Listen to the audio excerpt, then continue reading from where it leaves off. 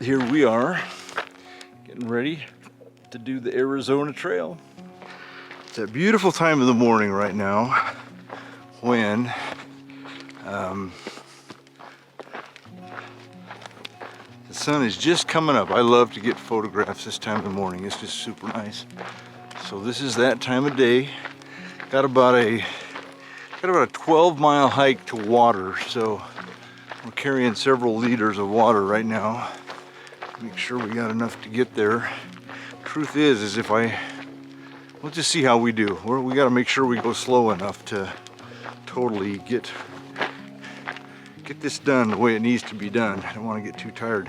This is a night and overnighter, so I got all my cold weather gear in there for sleeping, which is sort of a too bad I have to carry all that, I guess. There's a hiker box right there, it looks like. Right behind me there, see that? Pretty nice. Fortunately, I don't have to get water here because I got the camper, but nonetheless, these guys that are hauling their way through here, water's a big thing. Water's a big thing for them. I mean, even for me, a 12-mile hike's a long hike for water. So, yeah, that's kind of the plan. So we go basically out across that country right there, down into that big draw. I think they call that Tucson Wash out there, I think. And go down into there and then back up, back out. What we're really doing is we're headed for the Gila River. It's kind of the deal. Gila River is the kind of the goal over the next, I guess it's 4 days.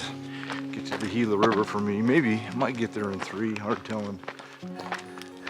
But what we don't want to do is overdo it, you know. Gotta just kind of putz along at a speed that I can maintain. And you know, we've been out here now enough miles that I'm starting to get a fair idea of what I can do over the long haul. Pretty important to not be asking more of yourself than you can do over the long haul, because that'll mess you up. Yeah.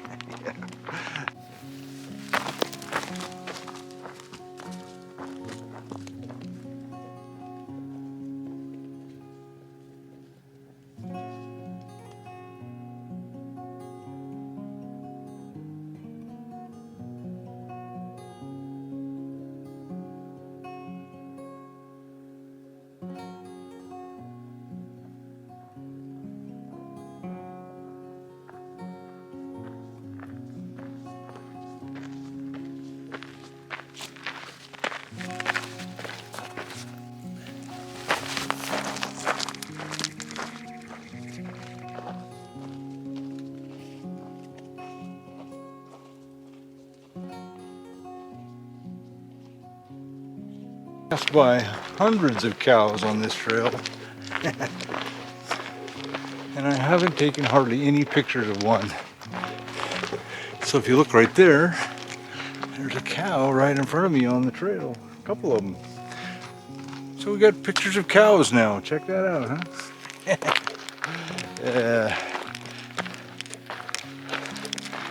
You know, actually the cows in Arizona, frankly, they're pretty wild, to tell you the truth.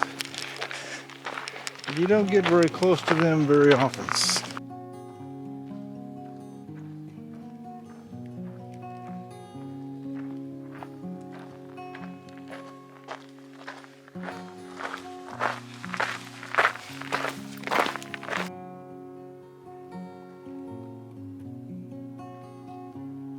Just past Tucson Wash.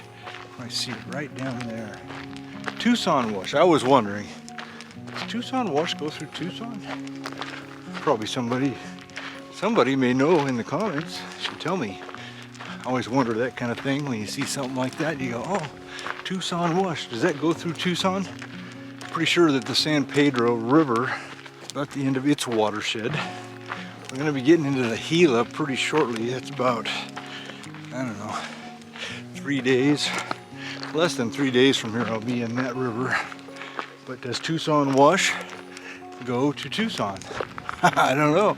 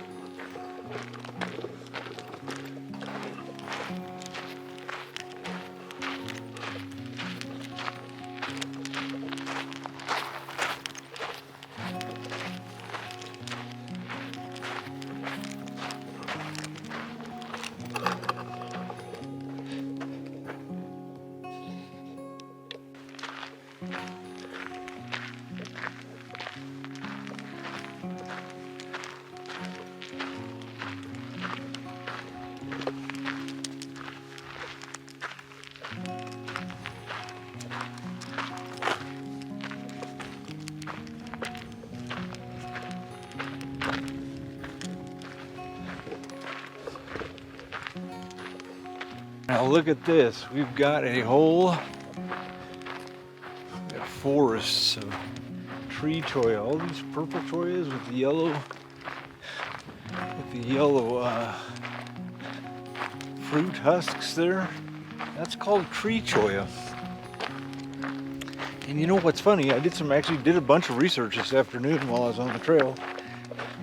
And that one there that looks kind of like a tree, that's actually called the jumping choya. And that booger's bad, that jumping choya. Man, they drop little bitty bits of stuff they're made out of into the trail, and then you get them stuck in your foot, and then you got to get them out, and that ain't no fun. Well, right down there behind me is the Camp Grant Wash, I think is the name of it. I spent the night down there. I don't know if you can see, but there's little snowflakes coming down. Sun's just barely poking out somewhere right there behind me, yeah. Just tiny bits of snow on the ground. You can see that, so it didn't really accumulate much. In fact, because it was raining down lower. And I'm, of course, trying to talk to you guys walking up a hill. That's not too bright. But anyway, it's the first good weather I've had all morning, so I thought, okay, let's do it. Yeah. I figured this would be the last chance I'd have to see that down there. Probably so. Oh my. Headed for Freeman Road here in 5 hours or so, I imagine. And kind of looking forward to having this raincoat so I can get this rain gear off. I'm getting a little sweaty in here. Getting a little bit sweaty. Yeah. So anyway, 'tis the morning. Woohoo!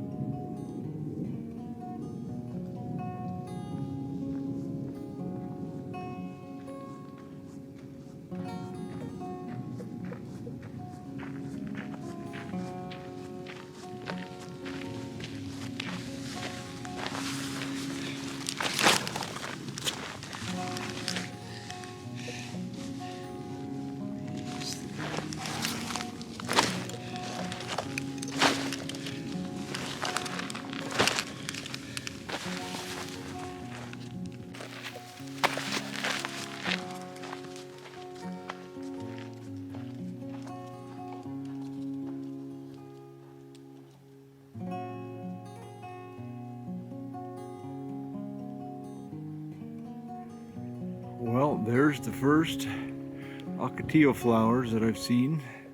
That one's just about ready to burst. And then you can look around, all these other ones are getting ready to go over there, here, getting ready to go. Right there.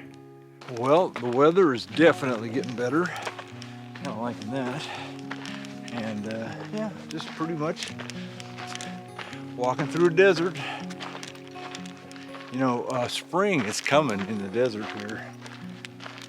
I don't know, I may end up too high elevation-wise before it arrives in order for us to get lots of good photographs of the flowers. But that would have been cool to do that. But, you know, it's gonna get hot next, not tomorrow, but I think the next day. Trying to beat that heat. It's supposed to be like nearly 90, and about the point where we crossed the Gila River there. And you know, I don't like heat that well, especially when you're out in it all day. So we'll see how we do there. Trying to get the move on here to get through this low country before it gets too hot. And apparently with all of this rain, Apparently with all this rain rather than snow, you can still see a few flakes falling. We're getting through this part of that low country pretty darn good. I like that. Yeah. Well, that didn't go so well for somebody.